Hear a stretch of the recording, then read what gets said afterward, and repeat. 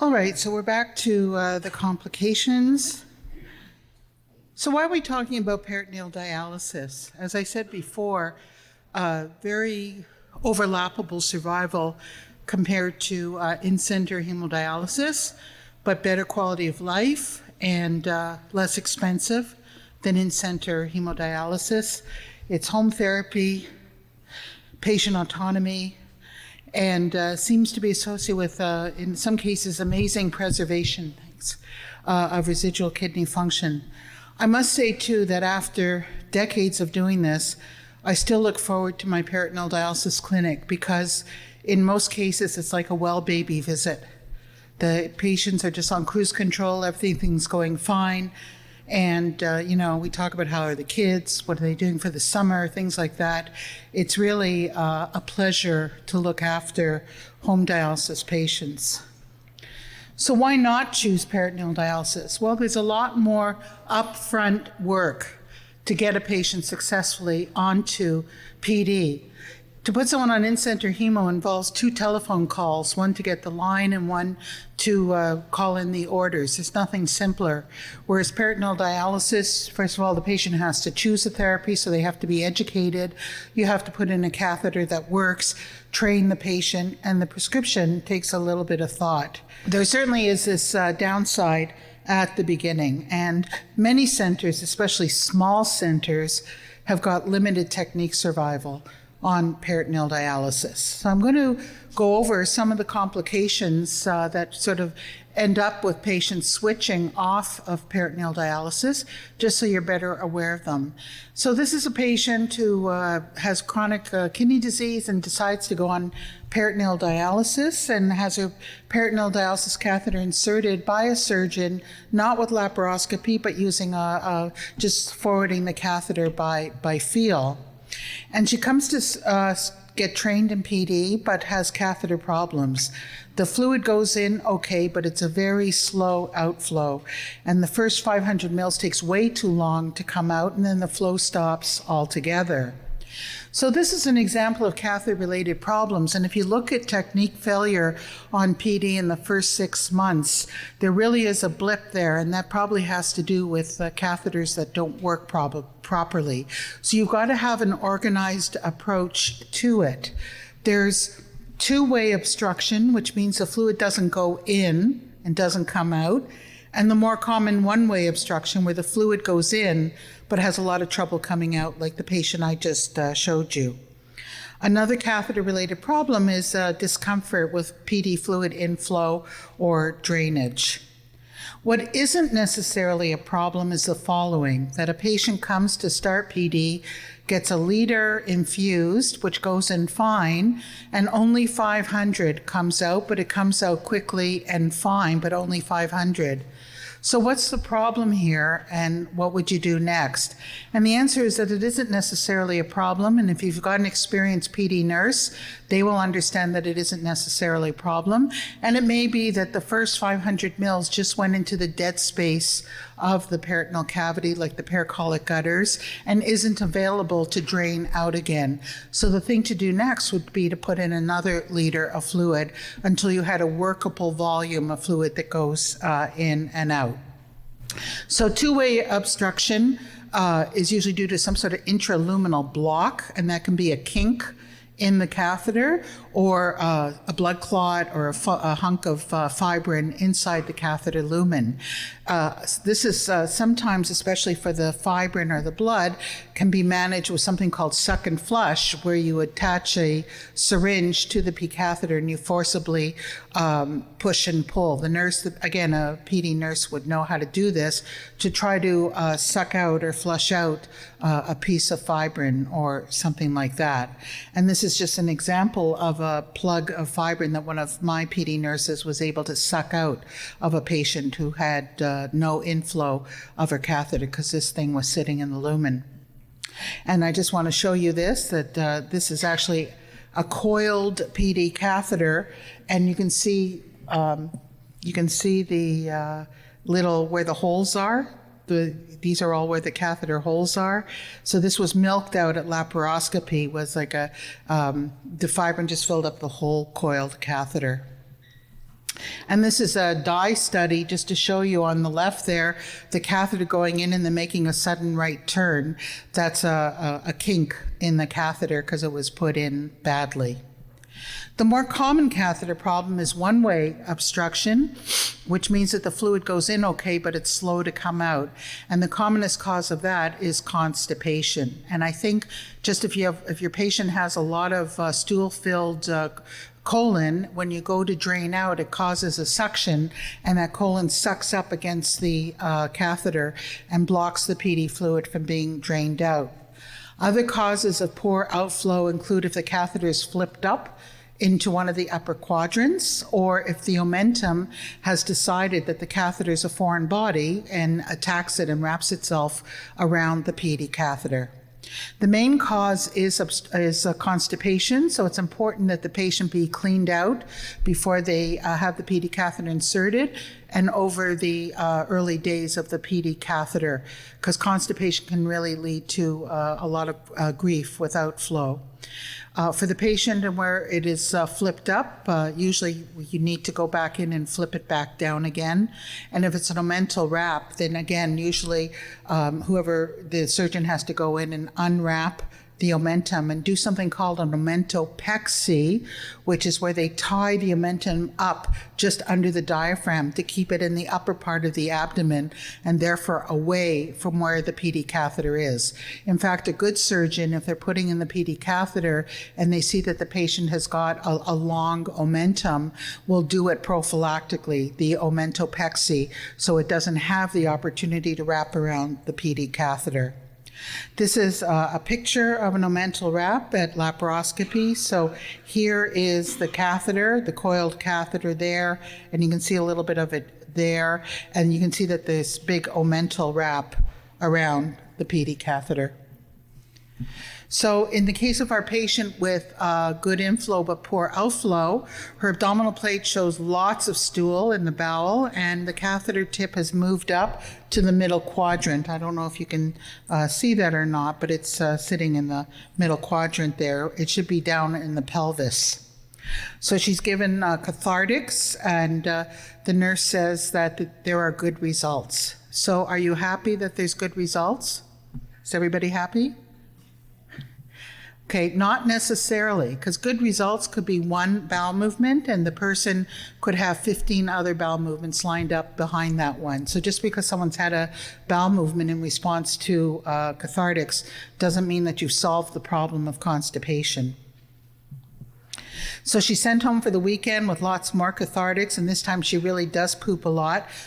And this is usually where the story ends. This is usually when the catheter starts having better and better outflow. But in the case of this patient, there's still no improvement in the outflow. So then you can do a catheter dye study where you inject dye under sterile conditions through the peritoneal dialysis catheter, and you can sort of get a lay of the land of the peritoneal cavity. And normally that dye, when it comes out of the catheter, should spread into the whole peritoneal cavity. But what you see here is that it's in a little bag almost at the bottom where the blue arrow is pointing, and that's because in this particular case, the catheter was put into a sub-compartment of the peritoneal cavity made up of adhesions. So instead of being one continuous space, in this particular case, there were intraperitoneal adhesions, and unfortunately the peritoneal catheter went into one of those pockets of adhesions, and that's why the white dye is just sitting like in that little sac rather than spreading out through the whole peritoneal cavity. So she had a catheter dye study. It didn't help, and she really did want to pursue peritoneal dialysis. So we went back in laparoscopy, and this is what she had. And just to orient you again, here's the catheter. Okay, and this thing here is the fallopian tube. So we had like an epidemic of fallopian tubes wrapping themselves around PD catheters. Remember, fallopian tubes are used to grabbing stuff for a living, right?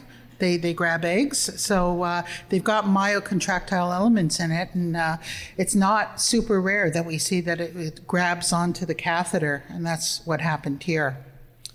So you've got to put an order in your mind. Are you dealing with one-way obstruction or two-way obstruction? And if it's two-way, get a flat plate or a dye study looking for clot, or you can do suck and flush to see if there's fibrin or clot inside the catheter. And if it's the more common one-way obstruction of flat plate, the commonest thing you'll see is that the patient has lots and lots of stool. And what you have to do is get rid of that stool and see if the catheter works better. If it does, you're golden. If not, sometimes you have to go back to either a catheter dye study or even better, laparoscopy, and see what's wrong with the catheter. Sometimes it's omental wrap, things like that. If it's flipped up, you can usually see that on the abdominal flat plate. The other problem, as I said, is painful inflow or outflow, and that can easily be taken care of with something called tidal peritoneal dialysis, where instead of, let's say you're using 2-liter volume exchanges, instead of 2 liters in, 2 liters out, 2 liters in, 2 liters out, you put 2 liters in and then maybe 1.5 liters out, 1.5 liters in, 1.5 liters out, so that you always have a residual volume of dialysis fluid in the peritoneal cavity. And that stops the pulling on the organs that can give outflow discomfort in some people, or the spray effect of new PD fluid into the peritoneal cavity if it's empty, that can also give discomfort in some patients. So tidal is a really nice way to get people over inflow and outflow discomfort. And usually over time, the inflow and outflow discomfort disappears anyway. And then it's up to you if you want to so-called untidal them and put them back to full volume in, full volume out. Or you could try just sequentially doing less and less tidal. Like let's say they're on 2-liter exchanges and they're 80% tidal. So 1.6 in, 1.6 out, 1.6 in, and so on. Maybe go up to 90% tidal, 1.8 in, 1.8 out, leaving that 200 mil residual, and so on, and gradually untidal them that way. Or you could just leave them on a tidal exchange. Okay, the yucky exit site. This is someone who's been on PD. He uses prophylactic mupirocin at the exit site, and he now presents with an exit site infection. It's swabbed and it shows serratia. What would you do for this patient with the yucky exit site? Remove the catheter and give him hemo for about 4 to 6 weeks. Remove the catheter and replace with a new catheter at the same time. Change the exit site ointment to gentamicin, or change the exit site ointment to fluconazole. Okay, well, I think the best answer is to change to something that the serratia is sensitive to. Not that I'm pushing gentamicin, but there was this randomized controlled trial that compared gentamicin ointment to mupirocin at the PD catheter exit site, and actually gentamicin did better than mupirocin in this particular study in the northeastern United States. But whatever you use, it's pretty clear that regular application of some sort of antibiotic ointment to the PD catheter exit site has been associated with a big reduction in exit site infection. I remember practicing PD before we started doing this, and you just go from one room to the next, and everybody had yucky, pussy exit sites. So using prophylactic antibiotics at the exit site has made a dramatic reduction in exit site infections. Again, the proper use of which agent is, it could be dependent on what part of the US or the world you live in, because there's different microbiologic microclimates. So that's an issue too, the cost of the ointment and so on. We use mupirocin, and we've been very lucky because we have a vanishingly low incidence of PD catheter exit site infections. The interesting thing with gentamicin in particular is that there are cases of yeast overgrowth at the exit site when gentamicin is used. And one of my patients, so I switched from mupirocin to gentamicin because they were growing serratia. They developed this classic yeast exit site infection. You can see with the red satellite lesions that are classic of these kinds of infections. Here's a patient who had a lot of peritonitis in a row, got a lot of intraperitoneal antibiotics, and again presented with peritonitis, only this time the culture grew Candida parasilosis. So this is an example of fungal peritonitis, which is a serious complication. In our center, actually a third of patients who had their PD catheter removed for yeast or fungal peritonitis successfully came back to peritoneal dialysis. So please don't assume if your PD patient gets a fungal peritonitis that that's the end of PD for them. They should have their catheter taken out. They should go on hemodialysis at least for like a couple of months, but there's no reason not to reconsider that they can come back to peritoneal dialysis after that. The main risk factor for fungal peritonitis is antibiotic therapy. So this patient who I showed you had a lot of bacterial peritonitis, got a lot of antibiotics, and then developed the fungal peritonitis. So what I think's going on is this is supposed to be a loop of bowel, and normally bacteria and fungi live in peaceful harmony within the lumen of the bowel. And then you add antibiotics to the mixture for whatever reason, for peritonitis or for necrotic diabetic toe or whatever. And then you kill off all the bacteria. You get overgrowth of the fungi within the bowel lumen, and then it leaks out into the peritoneal cavity and sets up for a yeast or fungal peritonitis. So what we've done is patients who are getting prolonged antibiotics, we give them simultaneous antifungal prophylaxis. And certainly in units that have a lot of fungal peritonitis, this has been helpful to reduce the incidence of fungal peritonitis. So we routinely, if someone's going to be on antibiotics for any length of time, we treat them concomitantly with nystatin swallow. Some other units are also using oral fluconazole as a prophylaxis against yeast peritonitis. So there's no doubt that if the patient is growing yeast and it's a peritonitis, that the catheter has to come out. There's just so much in the literature that trying to treat this is a fool's game, that you're not going to be able to treat it. And the longer you wait until you ultimately take out the catheter, the higher the mortality of the patient. So you should take out the catheter, the sooner the better, put them on hemodialysis. But like I said, it doesn't mean it's the end of the road for them, and we talk to the patient. Some of them would rather just stay on hemo, but a lot of them hate it and want to come back to PD. And as I said, a third of our patients successfully reestablished on PD after an episode of fungal peritonitis with catheter removal. But the catheter should come out if it's that. Now, let me just warn you about something that I call drive-by PD cultures, which is that someone comes into the ER with acute gout attack or something like that, and they're a PD patient, and for no reason they send off the PD fluid. And I've seen that, and it sometimes grows stuff. There's no white cells, but it grows stuff. And sometimes it grows yeast. That doesn't mean you rush and you take out the catheter in that patient. I would repeat the culture, and of course, if it was a yeast peritonitis, there should be an elevated PD fluid white count. So be careful about the drive-by cultures in PD patients, and you've got to take the results in clinical context. These patients will just randomly grow stuff in their PD fluid, and it doesn't mean they've got true peritonitis.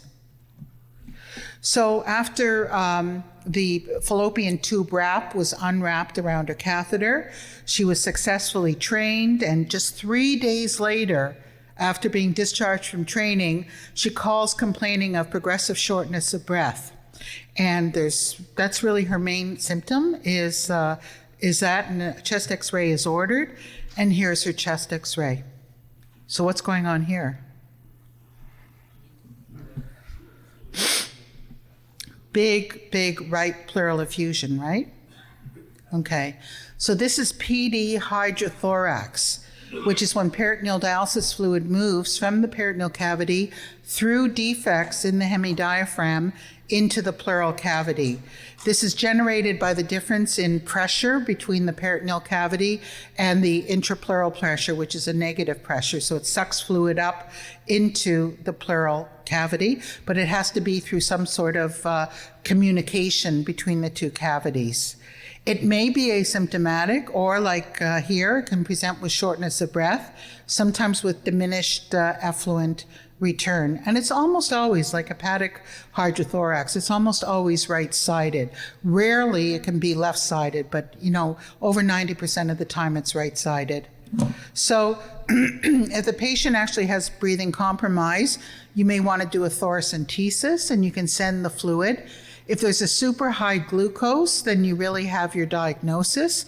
But very often it's not. If the fluid has been sitting in the pleural space for a long time before you get around to actually doing the thoracentesis, it is possible that the glucose has drifted out of the pleural space into the blood, just like I showed you that glucose leaves the peritoneal space and goes into the blood. So it may be that the glucose is not super high, but even if it's a little bit higher than the simultaneous blood sugar, it suggests that it is a communication. The other thing you can do is a CT scan with IP dye and look for movement of the radio contrast up above the hemidiaphragm. Thoracic surgeons in particular love the idea of putting methylene blue into the PD fluid and then doing the thoracentesis and looking for blue color in the pleural fluid as evidence of communication between the two cavities. The problem with this is, first of all, IP methylene blue hurts. It's a chemical irritant.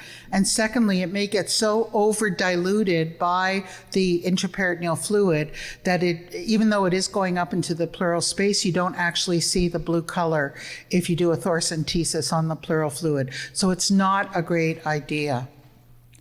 So as I said, thoracentesis, if they've got respiratory embarrassment, you need to stop PD. If they've just started and they've got residual kidney function, you may have some time to collect your thoughts, but if they do need dialysis, I think the best thing to do is put in a perm cath and do at least temporary hemodialysis. I then have a talk with the patient. And I say, if you want to continue with PD, we're going to have to close up this communication. If you'd rather just stay on hemo, then this probably won't have any kind of consequence for you, and we can just leave it alone. And in my experience, it's actually about 50-50. Some people do want to persevere with PD, and therefore we send them for pleurodesis.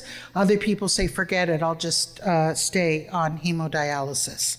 So you can do a pleurodesis or a VATS procedure or something like that. I still find that the good old-fashioned pleurodesis works well. You have to go in and sort of sprinkle whatever you're using all across the top of the diaphragm. Then you have to leave them alone for at least 4 weeks. No one knows what the right period of time is, but at least 4 weeks to allow the pleurodesing to happen and obliterate the communication before you re-challenge the patient with peritoneal dialysis. So after all that, she comes back to PD and she's doing great. She's on for 4 years.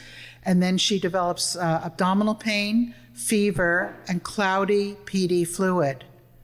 So given that she doesn't have a fever, the pain is likely not due to PD peritonitis. Is that true? No. Only about 50% of people with PD peritonitis have fever. Typical PD peritonitis rates average about 1 episode a year in most centers. No. Okay. My center is about 1 every 70 patient months, which is almost 1 every 6 years. And most people are clocking in at even better than 1 every 3 to 4 patient years. So this idea of don't do PD because you're going to get peritonitis is really overstating the risk of the peritonitis. I'm not trying to underplay the importance of peritonitis, but it's actually dramatically fallen in the last few decades. C, there's a risk of bacteremia resulting from peritonitis. The answer is no. You can't say never, but I'd say there's never a risk of bacteremia from PD peritonitis. And it is true, D, that empiric coverage should be given for both gram-positive and gram-negative possibilities until you know what you're dealing with. So it requires 2 of the following 3: abdominal pain, PD fluid leukocytosis, and greater than 50% of the cell should be polys, and positive culture, not gram stain, but positive culture of the fluid, which you won't get back for a while, but it's just for record keeping. So I know that if I'm comparing my PD rate to your a PD peritonitis rate, that we're talking the same criteria for PD peritonitis. And again, just coming back to this issue of hematogenic seeding, someone who has a bacteremia from another cause can seed the peritoneal cavity if they've got bacteremia. But someone who's got PD peritonitis as the primary event do not develop bacteremia. So that's really important, and I'm surprised that it doesn't come up more. Kevin showed you a patient this morning who I think had like an artificial hip and a pacemaker and all those things that if you get bacteremia, it's like a disaster because it can infect all this hardware. So when you're discussing the pros and cons of hemo versus PD, if someone has something in their body that it would be a disaster to get bacteremia, I think that's a big point for PD. Because even if they do get a peritonitis, they're not going to get bacteremic from the peritonitis, and they're not going to infect their prosthetic hip or their pacemaker.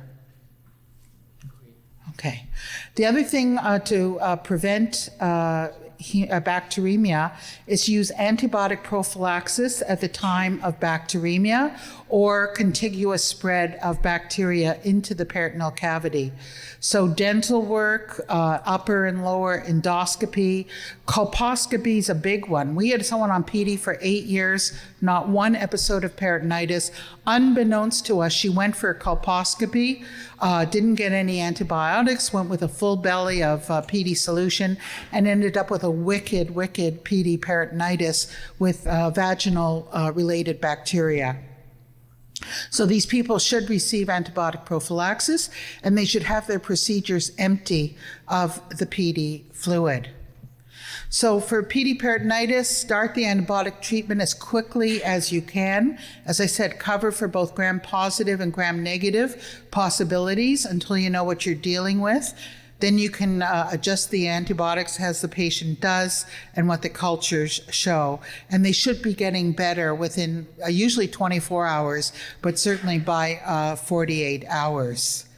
And if they're not getting better, and if it's one of those nasty bugs like Staph aureus or Pseudomonas, and there's absolutely no evidence that they're improving, then really I think you have to sort of quit and take out the PD catheter after about 4 or 5 days.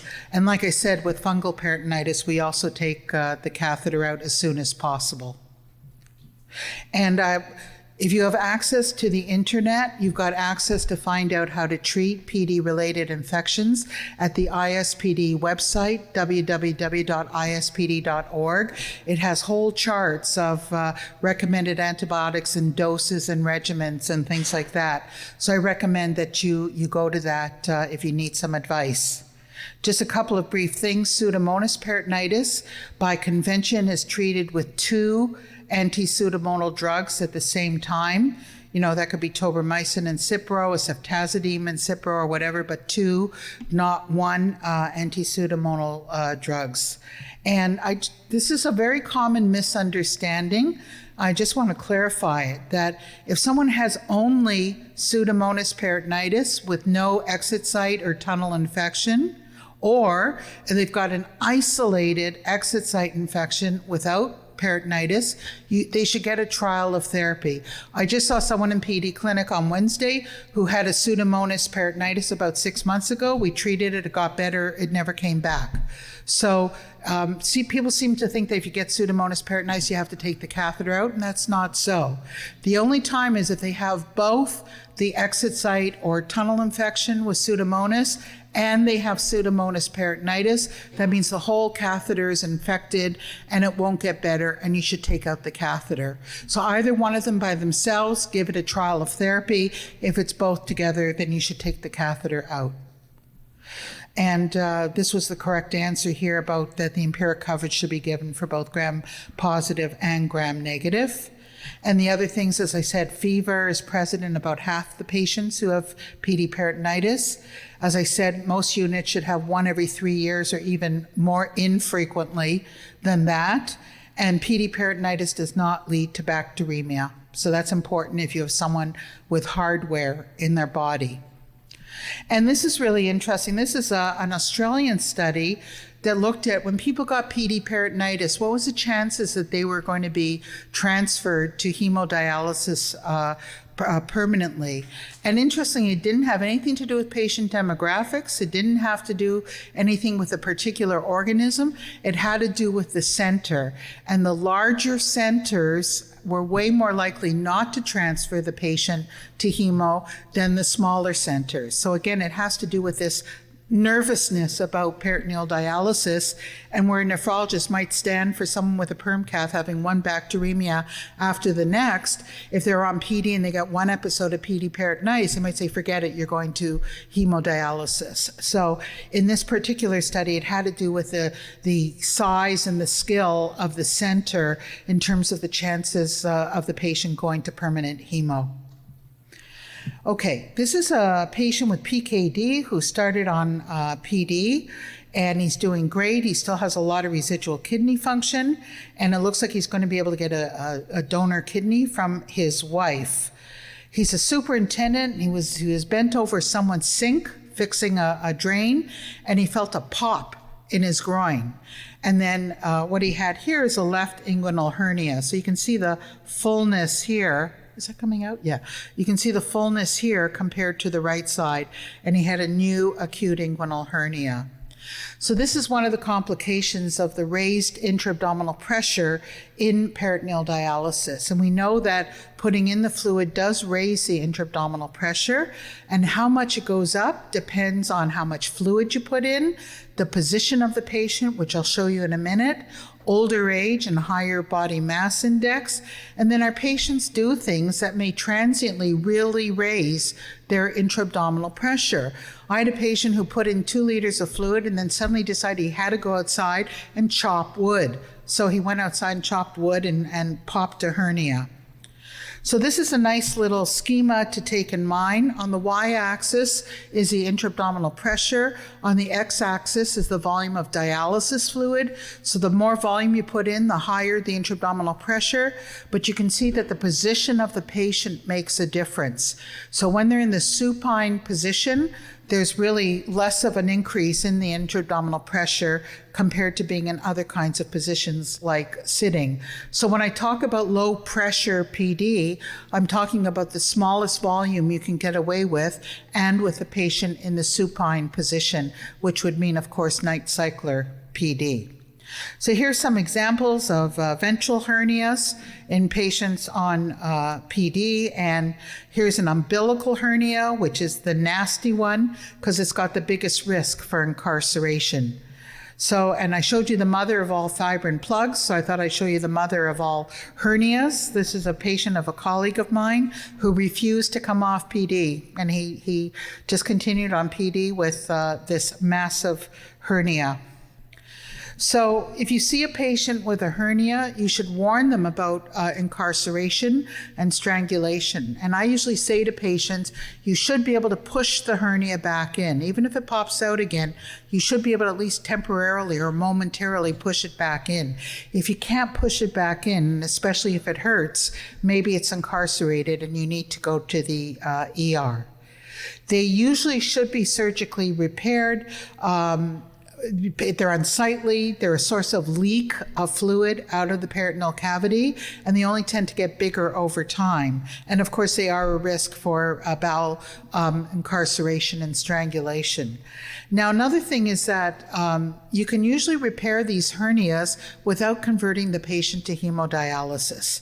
So basically, we just dialyze them up to the morning of their OR, drain them out, let them have their hernia surgery, leave them dry for a couple of days, and then gradually reintroduce PD like you would in someone with a freshly inserted PD catheter.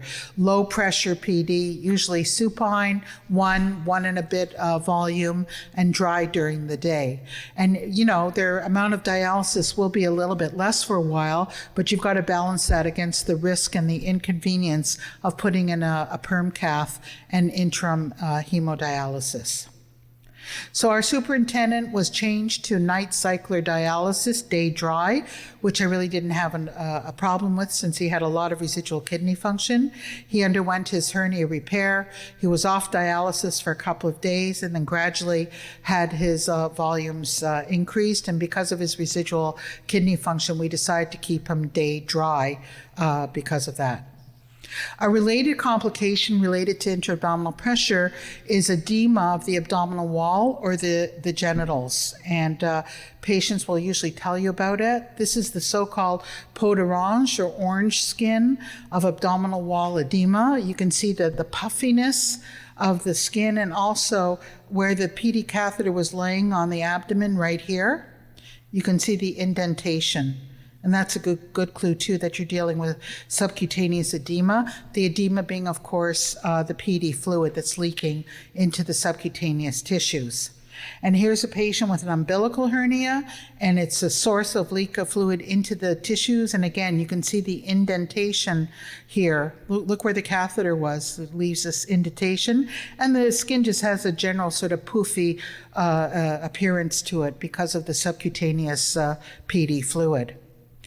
So CT scan with IP dye can be very helpful. You add about 100 mils of Hypaque or Omnipaque to the dialysis bag.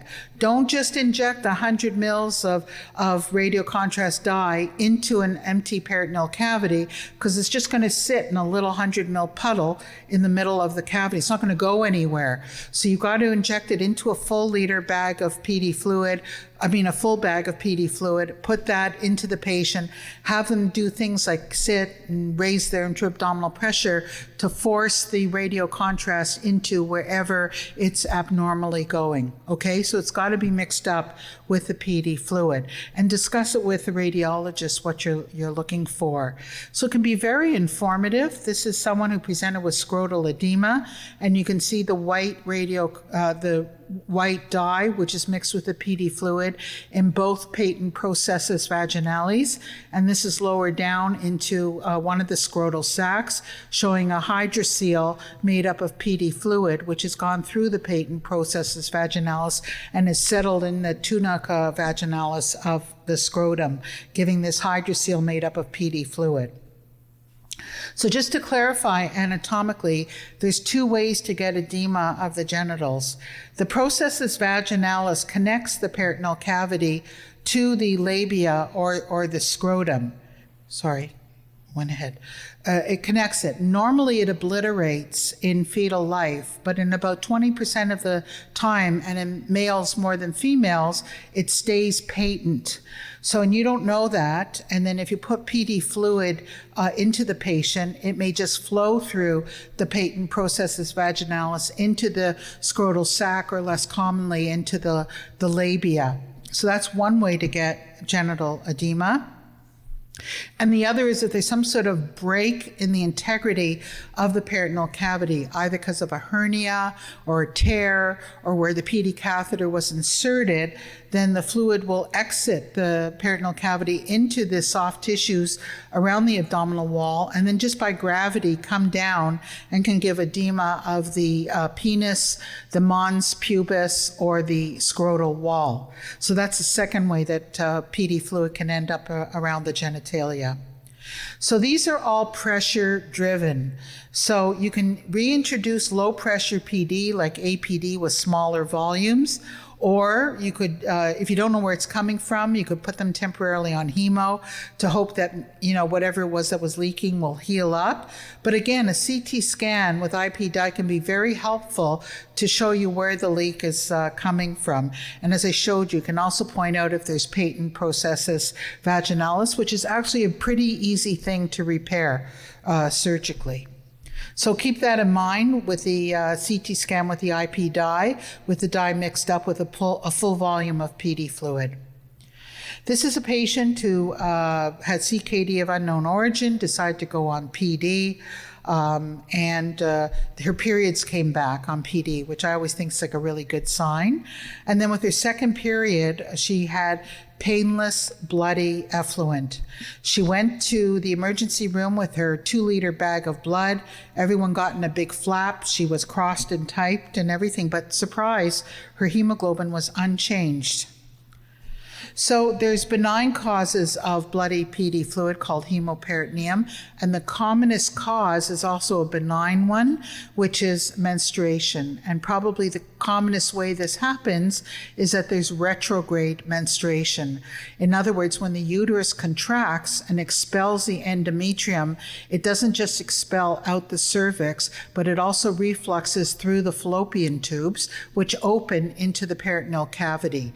And probably lots of women during their menses have got bloody fluid in the peritoneal cavity, but you don't know it because they're not on peritoneal dialysis. So this is probably something that happens a lot. The other cause could be endometrial studding of the peritoneal cavity, and it sheds at the same time that the uterine endometrium sheds. So those are benign causes. Some people will have a little bit of bleeding if they're ovulating at the time of the ovulation. Cysts can rupture and lead to a little bit of bleeding, trauma, and also coagulopathy, which is really interesting. And we've seen people where they're on Coumadin and someone prescribed an antibiotic for them without knowing that they're on Coumadin. Their INR went up to 10 and they started bleeding from their peritoneal cavity. And what's really interesting is maybe lots of people bleed in their peritoneal cavity, but you don't know about it unless they happen to be on peritoneal dialysis.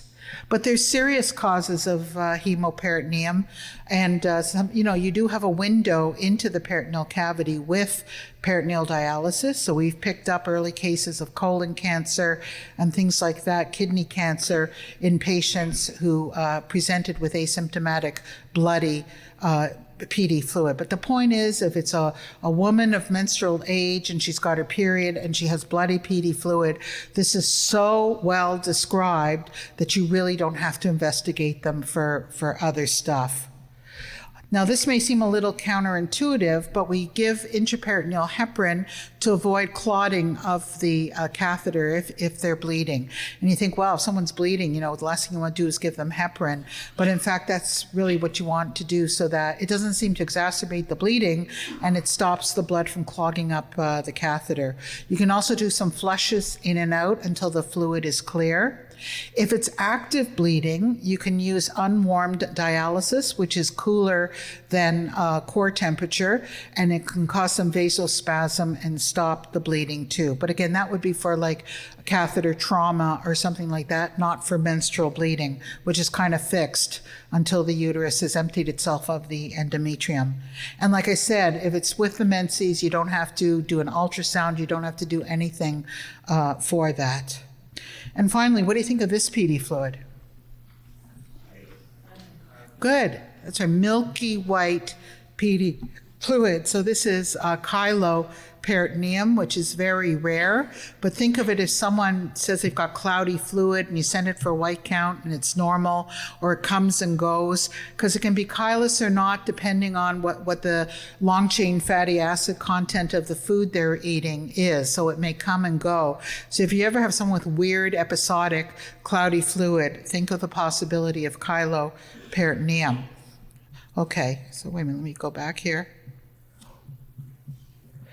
So constipation is the number one cause of outflow obstruction in new catheters. And just because someone has one poop doesn't mean that you've cured anything. You really have to clean them out. For some reason later on, when someone's been on PD for like 3 years and they get constipated, it doesn't seem to lead to this kind of catheter grief. It's something about having a new PD catheter. It seems to be particularly vulnerable to outflow obstruction with constipation. Think of hydrothorax if a PD patient gets short of breath, especially early on. That's very unusual. These patients have an elective start. They have a lot of residual kidney function. It would be very unusual for them to suddenly get heart failure or something like that, just after starting on peritoneal dialysis. So think about hydrothorax in these early complaints of shortness of breath. Long-term antibiotics are a risk for fungal peritonitis. And as I said, anyone who's going to be on prolonged antibiotic therapy, we do give fungal prophylaxis. I don't know if it works, but there's really not a lot of a downside to it. And when someone does get fungal peritonitis, it means the catheter has to come out with at least a temporary switch to hemodialysis. So it's a big deal. So we do it and think it's worthwhile in the end. The bad players, Staph aureus and Pseudomonas, if it affects both the exocyte and the peritonitis at the same time, means that the whole shebang is infected and it's not going to get better with antibiotic therapy. And if you give them antibiotic therapy and it gets better, don't be fooled, because as soon as you stop the antibiotics, it's going to come back again. So in that case, when they're both affected, the catheter should come out. The commonest cause of bloody PD effluent is menstruation and doesn't need any further investigation in that setting. And then finally, if you do manage PD patients, you are going to see hernias because they're very common. If you have at-risk patients, patients with PKD, previous hernias, try to prescribe night cycler and day dry, because it's when they're active during the day that they raise their intraperitoneal pressure. Or you can use a day volume that's smaller than the night volume. So you could use 2.5 liters at night and 1 liter day dwell or something like that. Hernias can usually be fixed operatively without having to change the person to hemodialysis. The only exception to that would be if the bowel is compromised. If the bowel is strangulated, ischemic, I would not put the person back on peritoneal dialysis right away, because I think that inflamed bowel is at risk of leaking bacteria and leading to peritonitis. But outside of that, if it's just an elective repair of a hernia, you can usually do it without switching the patient to hemodialysis. They may rarely lead to bowel incarceration and strangulation, especially those little umbilical hernias. The big ventral ones, the bowel can float into it and out of it and into it and out of it, but it's the little ones where you can get a little knuckle of bowel that gets trapped in the fibrous ring of an umbilical hernia and can lead to incarceration. And hernias finally can be a source of leak of the dialysis fluid into the surrounding tissues, because it's a break in the integrity of the peritoneal membrane lining. And with that, I thank you very much, and I'm happy to answer any questions.